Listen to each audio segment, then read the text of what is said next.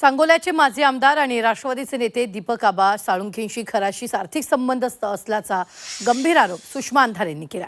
खराच्या मुलीला साळुंखेंनी 32 लाखाचा flat gift केल्याचा गंभीर आरोप सुद्धा अंधारेंनी केला। खरात अनेकदा सांगोल्यात गेल्याचं त्यांचं म्हणणं आहे, पण सुषमा अंधारेंचे हे आरोप दीपक साळुंखेंनी फेटाळलेत। सुषमा अंधारेंकडे पुरावे असल्यास त्यांनी ते सादर करावेत असं प्रतिआव्हान साळुंखेंनी केलेलं आहे। दीपक आबा साळुंखे जे सांगोल्याचे आहेत, या दीपक आबांचे सुद्धा आर्थिक व्यवहार खरात सोबतचे हळूहळू पुढे येताना दिसतात। खरातच्या मुलीला एक आय थिंक 32-34 लाखाचा, माझ्याकडे आता प्रिंट नाही आहे पण मी आपल्याला सॉफ्ट कॉपी देईल त्याची, गिफ्ट डीड केलेला फ्लॅट आहे।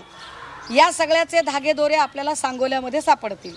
सांगोल्यामध्ये पूजेला खरात आणि ही सगळी मंडळी गेली होती।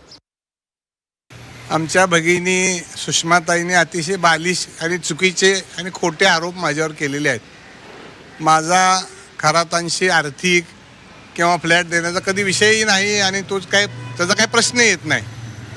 आणि त्यांच्याकडे काय पुरावे असतील तर या राज्याचे कर्तव्यदक्ष मुख्यमंत्री यांच्या कारकिर्दीमध्ये हे मोठं प्रकरण उघडकीला आलं। त्यांनी SIT नेमलेली आहे, त्यांनी वेगवेगळ्या कमिट्या नेमलेल्या आहेत, त्याच्याकडे ती कागदपत्र द्यावीत किंवा प्रसारमाध्यमांना ती दाखवावीत।